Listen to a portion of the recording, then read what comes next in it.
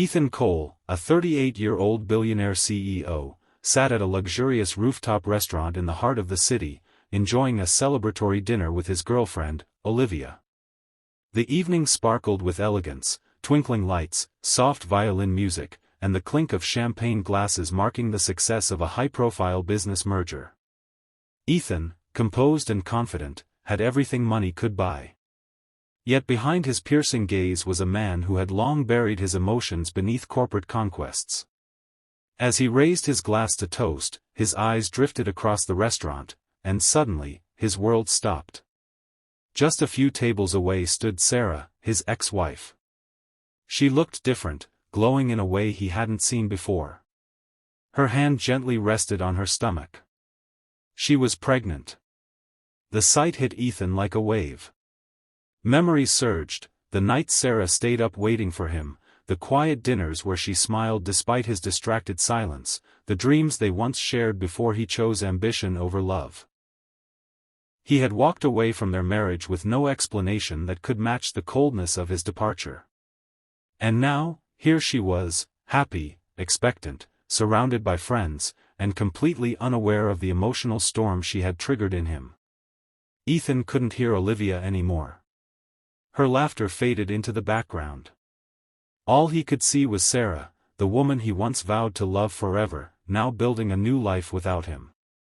For the first time in years, the billionaire CEO didn't feel powerful. He felt hollow, haunted by the quiet beauty of a moment that didn't belong to him anymore. He realized, too late, that success had a cost he never counted. And as he sat frozen in place, a quiet ache settled in his chest, one he couldn't buy his way out of. Ethan sat stiffly, barely touching his food as his mind drifted far from the present. Olivia continued speaking, her voice soft and sweet, but he could no longer focus. All he could see was Sarah, glowing, expectant, and surrounded by warmth. The image pierced through him, shaking the carefully built walls around his heart. Memories flooded in like a tidal wave. He remembered their tiny apartment with its creaky floors and mismatched furniture.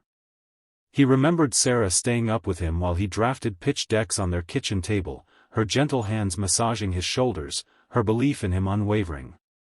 They used to dream together, of success, of a family, of growing old hand in hand. Back then, it was them against the world. But as his dreams began to manifest into reality, something in him changed. Late nights turned into endless board meetings.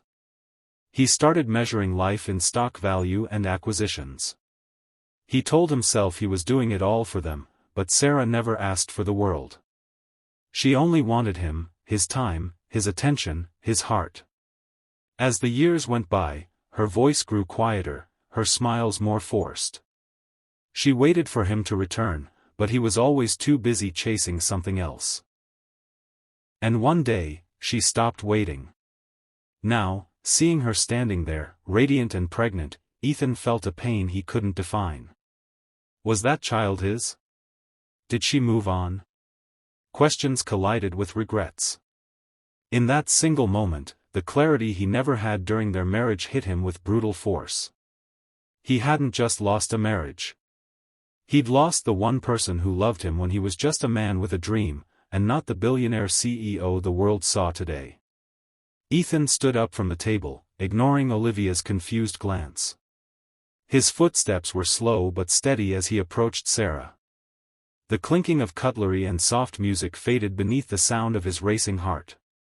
He hadn't spoken to her in years, and yet, as he stood before her now, it felt like no time had passed at all. "Sarah," he said softly, almost unsure if he had the right. She turned, her eyes widening with surprise. But there was no anger in her expression, only calm recognition. "Ethan," she replied, offering a gentle smile. Her hand instinctively rested on her stomach, and Ethan's eyes followed the motion. They talked briefly, standing near the edge of the room as life continued around them.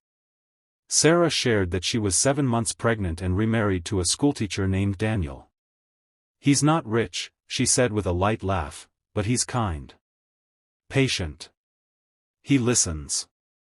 There was no malice in her voice, only honesty. He gives me the peace I always longed for. Ethan swallowed hard. The sting of her words wasn't in their harshness, there was none, but in their truth. He'd spent years climbing to the top, believing success would fill the silence Sarah had left behind. But standing here, in front of the woman who once loved him with all her heart, Ethan felt smaller than he ever had in his life. There was something disarming in her presence. No bitterness. No resentment. Just warmth, grace. A kind of forgiveness he knew he didn't deserve. For once, Ethan had nothing to say. No charming line. No grand speech. Only silence. And in that silence, something inside him cracked, not out of regret alone, but out of awe for the woman Sarah had become without him. The city skyline flickered through the tall glass windows of Ethan's office as he sat alone, long after midnight. The usual hum of late-night emails and stock updates had been silenced. All that remained was the echo of his conversation with Sarah, playing over and over in his mind. Her peace haunted him, not because she'd moved on, but because she'd become everything he once hoped to be. He thought of the people he'd dismissed on his rise to power, the loyal employees he'd overworked, the loved ones he'd pushed aside in the name of ambition. And he realized something terrifying: he had all the success in the world, but not a single soul who truly knew him anymore. That night, he opened a folder on his desk, marked Philanthropy, a section he rarely visited. With trembling fingers, he began to write a new plan. Quiet. Meaningful. Real. He anonymously donated millions to build a children's hospital wing, naming it after Sarah, not as a grand gesture, but as a silent thank you. He increased funding for public schools and gave grants to single mothers starting their own businesses. He personally reached out, through his assistant, to settle debts for struggling families. No press releases. No credit.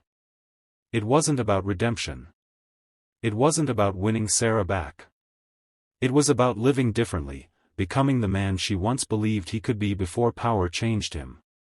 Ethan didn't need to be praised.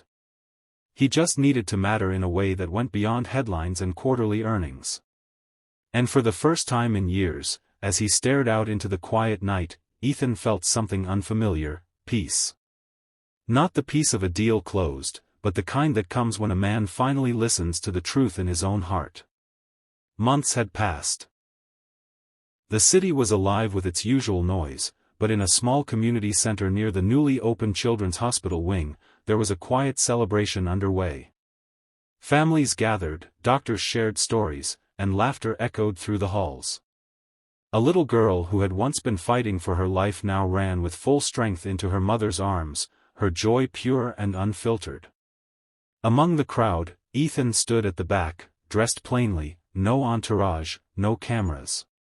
He watched from a distance, unnoticed by those celebrating.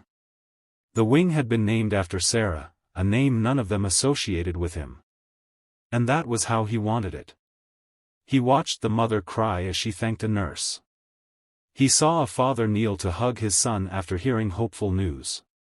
He saw life, real life, and he smiled, faintly, almost to himself. He didn't step forward. He didn't need applause. He didn't need anyone to know what he'd done. Because this time, it wasn't about proving anything. It was about becoming someone he could respect. In losing Sarah, he had lost the person who once grounded him. But through that loss, he had found something deeper: humility, empathy, purpose. He turned to leave, his footsteps quiet, disappearing into the crowd as unnoticed as he'd arrived. But he felt different, lighter. Like a man who no longer had everything, but had finally discovered enough. Sometimes it takes seeing what we lost, to realize who we were meant to become. And in choosing kindness, we don't just heal others, we heal ourselves. Ethan Cole's journey began with success, but without soul. Surrounded by luxury and status, he had everything the world could offer, except the one thing he had unknowingly lost: the simple, unconditional love of a woman who once believed in him more than he believed in himself. Seeing Sarah again, pregnant, peaceful, and loved, became a mirror he couldn't ignore. It wasn't her new life that hurt him most, but the realization that he had traded true connection for cold ambition. Yet, instead of running from that pain, Ethan chose to face it. He didn't try to win Sarah back. He didn't make grand gestures or public statements. Instead, he quietly transformed. Through acts of kindness, charity, and humility, he began to reclaim the parts of himself buried beneath years of ego and greed. In the end, Ethan didn't become a better CEO. He became a better man. Because sometimes, the greatest success is not found in power or prestige, but in rediscovering your humanity, and using it to uplift the lives of others. A broken heart can lead to a better soul. And from the ashes of regret, compassion can rise.